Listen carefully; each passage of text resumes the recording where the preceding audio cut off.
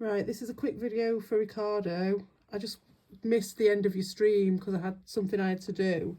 And so I just heard that you really did feel like you were jumped on there. Now, I really do understand that because that's what happened to me with Buttocks and Carl that time. So I massively understand that.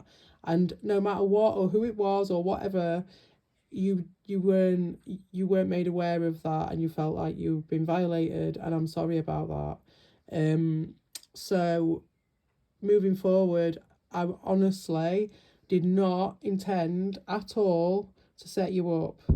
I want you to feel like you can trust me at some level, or hopefully, maybe you can't, but really it's on the Sundays I'm going to do, and this is for anyone else, this is how it's going to go. First hour is the death zone. So it is like anyone apart from the two, who we all know, are allowed to come on and say their piece. Even if it's someone against me, we'll discuss it.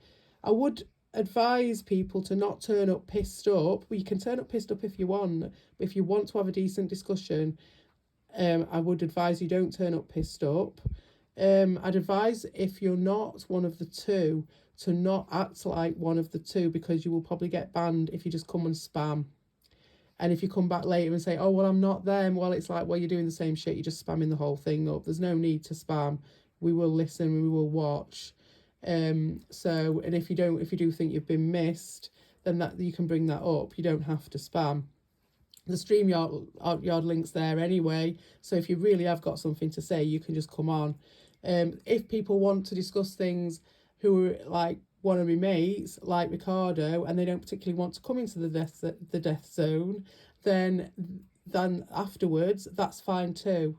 We can have like a little bit of time between that and the crunch, which is the tarot, and we can just have a chat for people where people feel safe and they don't feel like and they can have time and they feel supported to be free. Because I understand what you're saying, Ricardo. I understand what it's like when you can't go places because people are going to just start shit on you, and that you can't feel like you can be places. I totally understand that. I totally get what you were saying, and I feel like I just miscommunicated that. I just assumed that you knew, and I shouldn't have done. So I don't want you to feel like you can't come, or you can't make stipulations, because you can, and you've given it to me before, so I want to do the same for you.